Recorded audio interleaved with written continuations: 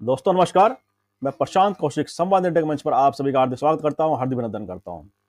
जैसे कि आप सभी जानते हैं, पार्लियामेंट में जिस तरह की बहस इन दिनों चल रही है और उसमें डॉक्टर भीमराव साहब अंबेडकर को लेकर जो गृह मंत्री अमित शाह जी की टिप्पणी सामने आई है, उसको लेकर राजनीति देश के अंदर गर्मा गई है एकदम से।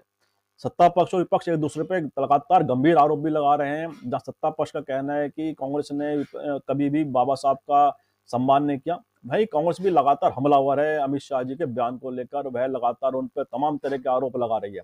और मल्लिकार्जुन खड़गे जो कांग्रेस पार्टी के राष्ट्रीय अध्यक्ष हैं, उन्होंने अमित शाह का इस्तीफा ही मांगा है। और आज भी संसद परिसर के अंदर विपक्षी सांसद इस मुद्दे पर लगातार सत्ता पक्ष के खिलाफ अपना विरोध प्रदर्शन कर रहे हैं। और ये भी कहा जा रहा है, जब राहुल गांधी संसद के अंदर एंट्री कर रहे थे तो बीजेपी के सांसद उनके सामने खड़े हो गए और एक गतिरोध बन गया और धक्का मुक्की की बात सामने आ रही है। तो तमाम तरह की जो राजनीति है देश के अंदर गर्मा गई है और विरोध प्रदर्शन का पूरा एपिसोड शुरू हो चुका है देश के अंदर। तो ये देश की राजनीति है, इस मुद्दे पर किधर जाएगी और इसके क्या राजनीतिक मायने हैं, इसके राजनीतिक निहितार्थ क्या है? क्या अमित शाह जी का बयान सत्ता पक्ष के लिए एक मतलब समस्या बन गया है? और उसका जो समाधान है किस तरह से सत्ता पक्ष देख रहा है? और विपक्षी दल जिस तरह से हमलावर हैं सत्ता बीजेपी के खिलाफ, उसने बहुत सारे राजनीतिक विषयों को जन्म दे दिया है। और इन सब बातों पर चर्चा करने के लिए हमारे साथ देश के बहुत ही वरिष्ठ पत्रकार आज इस चर्चा में शामिल हैं। उनका परिचय मैं आप सभी से करा देता हूँ। हमारा पुष्पेंद्र शर्मा जी जुड़े हुए हैं, बहुत ही सीनियर जर्नलिस्ट है और अमर उजाला और हिंदुस्तान समाचार पत्र के संपादक रह चुके हैं। बहुत बहुत स्वागत करता हूँ, बहुत बहुत अभिनंदन करता हूँ। नमस्कार प्रशांत जी, नमस्कार। जैसा आप जानते हैं, जिस तरह से बाबा साहब भीमराव अम्बेडकर का मुद्दा जो लगातार राजनीति में मुख्य विषय बन गया है और तमाम जो मुद्दे थे वह इस समय लगता है कि पीछे चले गए इस मुद्दे के सामने आने के बाद। और जो अमित शाह जी की जो टिप्पणी रही है गृह मंत्री की पार्लियामेंट के अंदर, उसने तो एक राजनीतिक मुद्दा विपक्ष को थमा भी दिया है और विपक्ष लगातार सत्ता पक्ष के खिलाफ इस मुद्दे को लेकर बहुत ही अग्रेसिव दिखाई देता है इस समय। क्या लगता है आपको कि बाबा साहब भीमराव अम्बेडकर क्योंकि सेंटिमेंट्स लोगों के जुड़े हुए हैं अम्बेडकर साहब के साथ में, और देश में लगभग हर कोई उनके सम्मान की नजर से उन्हें देखता भी है और एक बहुत बड़ा वक्त तो उनके प्रति बहुत ही सेंसिटिव है, बहुत ही एक संवेदनशील भी है। तो ऐसे में जो मुद्दा है राजनीतिक तौर पर, इसके क्या मायने देखते हैं आप? किस तरह से क्या लगता है आपको? प्रशांत जी, आपका, आपके दर्शकों का अभिवादन करना चाहूँगा। ये अंबेडकर के नाम पर जो कुछ हो रहा है बड़ा दुर्भाग्यपूर्ण है। इसकी शुरुआत होती है क्योंकि इस समय अमृत महोत्सव और 75 साल हो रहे थे संविधान को, उस पर चर्चा को लेकर शुरू हुआ। पहले कांग्रेस को घेरती रहे भारतीय जनता पार्टी के लोग के अंबेडकर का कभी सम्मान नहीं किया, संविधान सभा में वो थे, उसके बावजूद उन्हें चुनाव नहीं जीतने दिया गया। वहाँ नेहरू जी ने जाके रैलियाँ की, भाषण किए और उनके सहयोगी को ही उनके सामने उतार के और चुनाव उन्हें हरवा दिया। यहाँ तक मुझे याद है, डॉक्टर अंबेडकर उसके बाद एक और उपचुनाव भी लड़े थे, लेकिन वो उपचुनाव में भी हार गए थे। और कुछ बातों से तंग आकर या उन्होंने ये कहा था कि भाई न्याय नहीं मिल पाता, तब उन्होंने बौद्ध धर्म स्वीकार किया था। और बौद्ध धर्म को अंगीकार करने के बाद उनके फॉलोअर्स भी बौद्ध धर्म का अंगीकार करने लगे थे। अब जो बहस चल रही थी संविधान को लेके, उसमें तरह तरह की बातें हुई। हालांकि पक्ष और विपक्ष दोनों तरह से थोड़ा थोड़ा इशारा तो किया गया। जैसे विपक्ष ने कहा सब संस्थाओं के दुरुपयोग की और दूसरी बातें की। और जाहिर सी बात है, जब भी ऐसी बात आती है तो भारतीय जनता पार्टी आपातकाल की बात उठा देती है और पुरानी बातों को दोहराती है। लेकिन दुर्भाग्य ये था कि भारतीय जनता पार्टी अपनी सुविधानुसार मुद्दों का उपयोग करती है। जब आपातकाल की बात आई तो वो आपातकाल की बात तो सुन लेते हैं, लेकिन अगर उससे पहले की बातें करने लगे, जब सावरकर ने क्या कहा और दूसरे लोगों ने क्या कहा, संघ से जुड़े लोगों ने, कि भाई इसमें संविधान को इसलिए अच्छा नहीं बताया उन्होंने कि भाई इसमें, उनका कहना था कि भारतीयता की कोई झलक नहीं है, कि इसमें कहीं से भी कोई भारतीय तत्व नहीं है। उनका इशारा थोड़ा सा, मतलब लोग तो मनुस्मृति कहते हैं पर मैं मनुस्मृति तो नहीं कहूँगा, पर हाँ भारतीयता की बात उन्होंने की। इसी को लेके विवाद बढ़ता चला गया। जब भी सावरकर की बात आती है तो ये भारतीय जनता पार्टी की दुखती रग सी हो जाती है, उसको छेड़ते हैं वो लोग। और आपातकाल जो है कांग्रेस के लिए दुखती रग है। हालांकि प्रियंका गांधी वाड्रा ने अपनी डेब्यू स्पीच करी और उसके बाद जब संविधान पर बहस में चर्चा की तो उसने कहा कि भाई इमरजेंसी करी, गलती थी, उसके लिए हमने माफ़ी मांगी, लेकिन आप भी तो उससे कुछ सीखिए, आप कुछ सीखना नहीं चाहते हैं। यहाँ तक भी बातें चलती रही तो लग रहा था कि अभी मामला सब ठीक रहेगा, लेकिन हद तब हो गई जब अमित शाह ने अपने स्वभाव के अनुरूप बहुत आक्रामक अंदाज में कांग्रेस को घेरने की कोशिश की और उन्होंने दोहराया कि अम्बेडकर अम्बेडकर अम्बेडकर अम्बेडकर अम्बेडकर 6 बार उन्होंने कहा और कहा कि अम्बेडकर का नाम लेना फैशन सा हो गया है। और हालांकि उनकी भावना ये थी कि लोग अम्बेडकर का नाम तो लेते हैं लेकिन वो वोट लेने के लिए करते हैं और असल में उनकी भावना का सम्मान नहीं करते। ये अलग एक बहस का विषय हो सकता है, पर जिस तरह से उन्होंने कहा कि अम्बेडकर एक फैशन बन गया है अम्बेडकर का नाम लेना, उससे विपक्षियों को मौका मिल गया और उन्हें लगा कि भाई ये सेल्फ गोल सा है अमित शाह के लिए। वो इस पर उन्होंने घेराबंदी शुरू कर दी और पूरे देश में और कई स्थानों पर इसको लेकर प्रदर्शन हुए। संसद में भी कल प्रदर्शन हुआ। हालांकि वो प्रदर्शन जो है उसकी परिणति बड़ी खराब आज हो गई।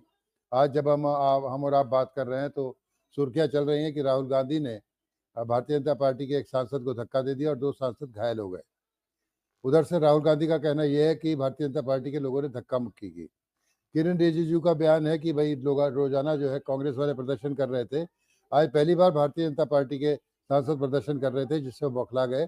और किरण रिजिजू ने तो आरोप लगाया कि राहुल गांधी के धक्का देने से वो घायल हुए और राहुल गांधी को अगर जिम करते हैं या अभ्यास करते हैं, कसरत करते हैं तो ये कोई पहलवानी का अखाड़ा नहीं है।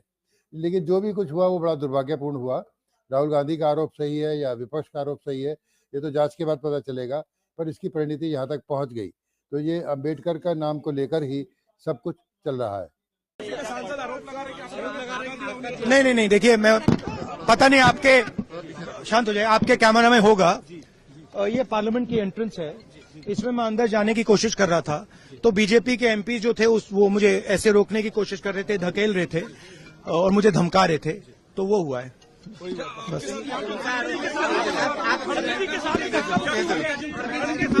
नहीं, देखिए हाँ किया है मगर ठीक है कोई मतलब धक्का मुक्की से हमें कुछ होता नहीं है। मगर ये एंट्रेंस है पार्लियामेंट हाउस की और हमारा अधिकार है अंदर जाने का, और बीजेपी के जो मेंबर्स हैं वो हमें अंदर जाने से रोक रहे थे। सेंट्रल इशू है जो आप लोग मांग कर रहे हैं अमित शाह के रेजिग्नेशन। नहीं, सेंट्रल इशू है कि ये कॉन्स्टिट्यूशन पर आक्रमण कर रहे हैं और जो अंबेडकर जी की मेमोरी है उसका अपमान कर रहे हैं। बीजेपी सर आप लोगों से माफी की मांग कर रही है, कह रही है कांग्रेस माफी मांगे। मैम आपके साथ धक्का मुक्की हुई है? मैम प्रियंका जी आपके साथ कोई जी। तो ये बड़ा गंभीर मसला एकदम से सामने आ गया है देश की राजनीति के लिए भी। जिस तरह से आज एपिसोड जो घटा है, जो घटनाक्रम हुआ है संसद परिसर के अंदर, और पक्ष अपने से आपने कहा कि सत्ता पक्ष अपने कह रहा है कि राहुल गांधी ने धक्का मुक्की की और हम घायल हो गए। राहुल गांधी का कहना है कि सत्ता पक्ष के लोगों ने धक्का मुक्की की। तो वीडियो फुटेज भी थोड़ी मेरे ख्याल से लगता है इस घटनाक्रम के सामने आएंगे, वीडियो फुटेज भी लगातार वहां पर निश्चित रूप से इस चीज की भी होगी, पता चलेगा। लेकिन बात है कि जो मुद्दा एकदम से जो अम्बेडकर को लेकर, क्योंकि हर कोई अपना इसमें स्टेक चाहता है, बाबा साहब को लेकर सभी अपना दावा भी करते हैं, और जिस तरह से पार्लियामेंट के अंदर जो बहस हो रही थी, अमित शाह जी को ये कहना जिस तरह से जिस टोन में कहा गया, इसको लेकर जैसा आपने भी कहा कि इसी विषय पर एकदम से मुद्दा गरमा गया है। और क्या पक्ष तो इस मुद्दे को छोड़ने को तैयार दिखाई नहीं देता, तो जिस तरह से पूरा लामबंद हो गया है और विभिन्न तरह के प्रदर्शन भी उन्होंने कर भी रहे हैं, तो ये मुद्दा कहां तक ज्यादा दिखाई देता है, इसकी परिणति आपको किस तरह से दिखाई देती है? देखिए, हम कोई भविष्यवक्ता तो नहीं हो सकते, ना आप ना मैं प्रशांत जी, लेकिन जो भी कुछ हुआ बड़ा दुर्भाग्यपूर्ण हो रहा है। अनुमान तो यही है कि ये लंबी लाइनें और या यूँ कहिए कि दोनों पक्षों में तलवारें खिंच गई हैं और जो इसका रूप सामने आ रहा है वो लोकतांत्रिक और सदन की बहस से ऊपर उठ गया है। जिस तरह से धक्का मुक्की का सब दृश्य सामने आ रहे हैं और जो कुछ हो रहा है, ये हालांकि भाई जो सत्ता पक्ष में है वो लोग प्रदर्शन करने लगे तो बड़ी अजीब सी बात लगती है प्रशांत जी। तो हम जज तो नहीं हो सकते, हम निर्णायक तो नहीं हो सकते, पर ये अनुचित तो लगता ही है। राहुल गांधी का ये आरोप है कि उनके सांसदों को अंदर जाने नहीं दिया जा रहा था, और दूसरा ये हुआ कि जो इंडिया ब्लॉक बिखरता हुआ सा दिखाई दे रहा था, उसे फिर से एक मुद्दा मिल गया है अम्बेडकर के नाम पे, अमित शाह के नाम पे, तो वो एकजुट भी होते दिखाई दे रहे हैं। जया बच्चन भी बोल रही थी, सब लोग बोल रहे हैं। दूसरे, अमित शाह बार बार दोनों ही पक्ष ये क्लेम करते हैं कि वो अम्बेडकर के बड़े अनुयायी हैं। सबसे बड़ी बात ये है क्योंकि भाई जो दलितों की संख्या है पूरे देश में बहुत ज़्यादा है और उनके अनुयायी उन्हें माना जाता है। तो उन्होंने कहा कि साहब, कांग्रेस की इतने समय तक सरकारें रही, ना तो उनको भारत रत्न दिया गया, ना उनका कोई स्मारक बनाया गया, जबकि भारतीय जनता पार्टी के शासनकाल में उनके 5 स्मारक बनाए गए। जहाँ उनका गांव था, जहाँ पैदाइश थी, वहाँ पे नागपुर और भी 2-3 जगह पे उन्होंने वो गिनाया कि वहाँ स्मारक हमने बनवाए हैं। तो अगर यहीं तक बात रहती तो भी ठीक था, लेकिन बात जब धक्का मुक्की पर पहुंच जाए तो फिर वो शोभनीय तो नहीं है किसी भी तरह से। अब ये लड़ाई, भाई सत्ता तो सत्ता है, सत्ता के पास तो सब कुछ है, और राहुल गांधी को धक्का मुक्की के आरोप में अगर घेरा जाता है या उन पर कोई FIR होती है तो ये मामला और बढ़ जाएगा प्रशांत जी। बिल्कुल ठीक कह रहे हैं कि लड़ाई राजनीति के अलावा अलग तरह की लड़ाई दिखाई देने लगी है राजनीति में। अच्छा, अगर एक बात वो नोटिस हमने की कि अमित शाह जी ने खुद भी प्रेस कॉन्फ्रेंस की, तो जबकि अमूमन अगर बात करें तो जो बहस होती है पार्लियामेंट में मुद्दे उठते हैं उस पर ऐसा कि गृह मंत्री सीधे आगे कुछ उसमें प्रेस कॉन्फ्रेंस नहीं करता। प्रधानमंत्री मोदी जी भी टिप्पणी करने से बचते हैं, लेकिन उनकी भी इस पे टिप्पणी आ गई। उन्होंने भी इसके अमित शाह जी के पक्ष में बयान दिया, कहीं ना कहीं जो ट्विटर के द्वारा या दूसरे माध्यमों के द्वारा। तो ऐसे में गृह मंत्री और PM का एकदम सामने आना, इस मुद्दे पर अपनी प्रतिक्रिया व्यक्त करना, ये राजनीतिक गंभीरता को दिखाता है कि मुद्दे की गंभीरता को दिखाता है कि उन्हें पता है कि इसका नुकसान राजनीतिक तौर पर हो सकता है। इसलिए एकदम से त्वरित प्रतिक्रिया गृह मंत्री और प्रधानमंत्री के द्वारा इस पर विषय पर आ गई है सामने। क्या लगता है आपको? देखिए प्रशांत जी, जैसे मैंने पहले कहा, दोनों ही पक्ष, सत्ता पक्ष और विपक्ष, दोनों पक्ष ये साबित करना चाहते हैं कि वो डॉक्टर अंबेडकर के ज्यादा अनुयायी, ज्यादा हमदर्द, ज्यादा समर्थक।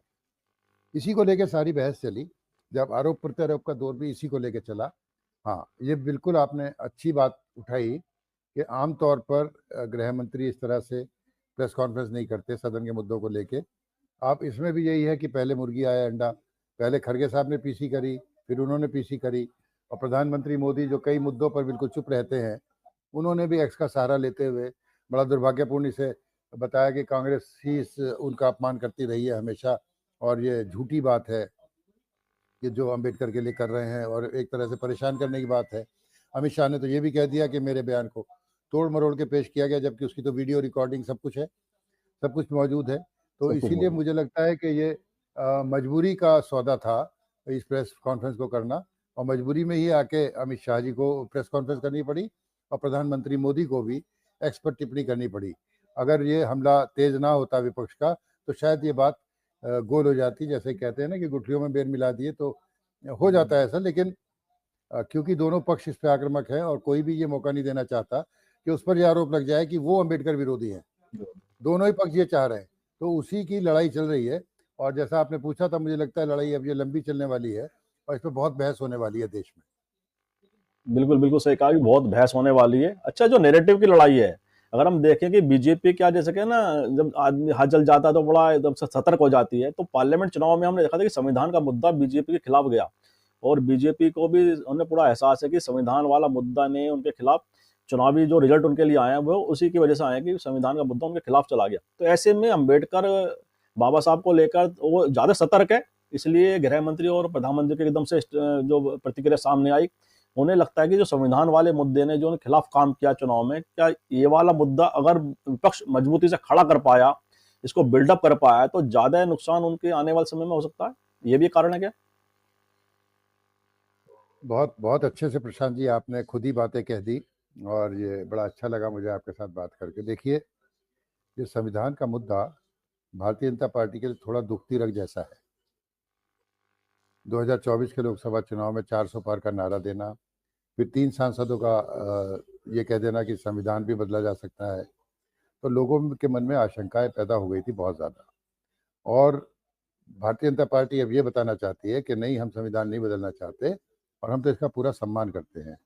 इसकी बानगी पहली बार तब मिली जब लोकसभा चुनाव के बाद प्रधानमंत्री आए, उन्होंने संविधान पर माथा टेका, और जब संविधान निर्माण की का समारोह या बहस सदन में शुरू हुई, चर्चा शुरू हुई, तो राजनाथ सिंह सबसे पहले वक्ता थे भारतीय जनता पार्टी की ओर से जो बोले, और उन्होंने ये कहा था, जहाँ तक मुझे याद है, कि वो संविधान को जेब में रखकर घूमते हैं और हम सर माथे पर रखते हैं, है ना।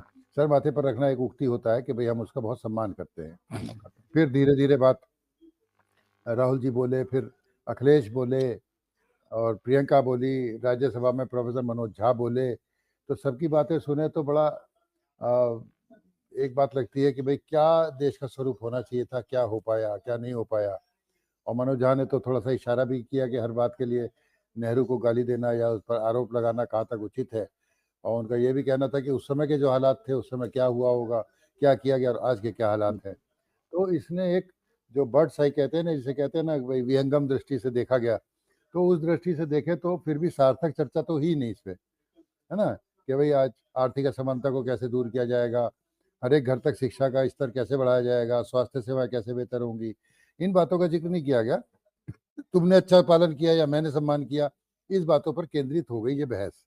और भारतीय जनता पार्टी के लिए ये लोकसभा चुनाव से क्योंकि दुखती रोग हो गया, तो बार बार ये जताना चाहते हैं कि हम संविधान के सबसे बड़े संरक्षक हैं। और अंबेडकर का नाम लेने पे ये विवाद खड़ा होने पे ये हो गया कि ये तो है नहीं।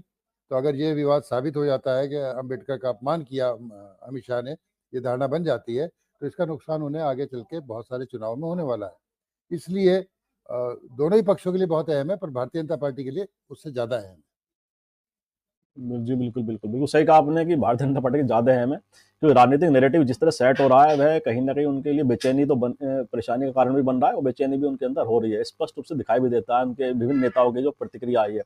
और आज का एपिसोड तो बड़ा दुखद रहा पार्लियामेंट में, परिसर में, जैसा अभी आपने भी कहा। तो ऐसे में जो अगर हम दलित राजनीति की बात करें, देश में दलित राजनीति एक खासतौर से 90 के दौर के पश्चात तो बड़ी प्रमुख रूप से दलित राजनीति ने अपनी स्थान बनाया पूरे देश की राजनीति की मुख्य धारा के अंदर। ऐसे में दलित राजनीति पिछले कुछ समय से हम देख रहे थे कि कहीं ना कहीं कमजोर पड़ रही है। चाहे उत्तर प्रदेश की अगर बात करें, मायावती जी एक बड़ा चेहरा है दलित राजनीति का पूरे देश के अंदर भी, और विशेषकर उत्तर प्रदेश तो उनका एक पूरी कर्मभूमि रही है, जहां पे मुख्यमंत्री भी कई बार बनी, सरकार बनी उनकी।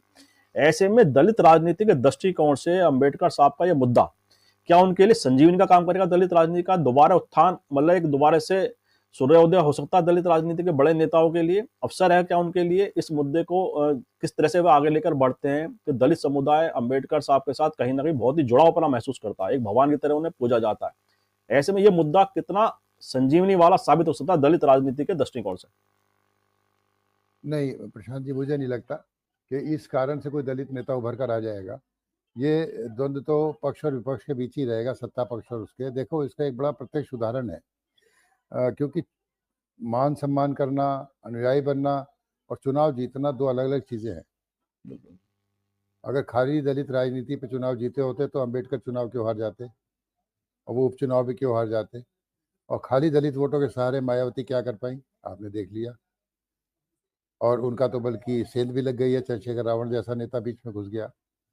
ये बाई प्रोडक्ट की तरह है, मतलब साथ में होना चाहिए, एक्स्ट्रा होना चाहिए, एड ऑन। जैसे मल्लिकार्जुन खड़गे को, हाँ, जैसे मल्लिकार्जुन खड़गे को अध्यक्ष बनाया, तो अब वो कह सकते हैं भाई दलितों का हमने किया, लेकिन खाली इस मुद्दे की वजह से कोई दलित नेतृत्व भरा है, मुझे नहीं लगता।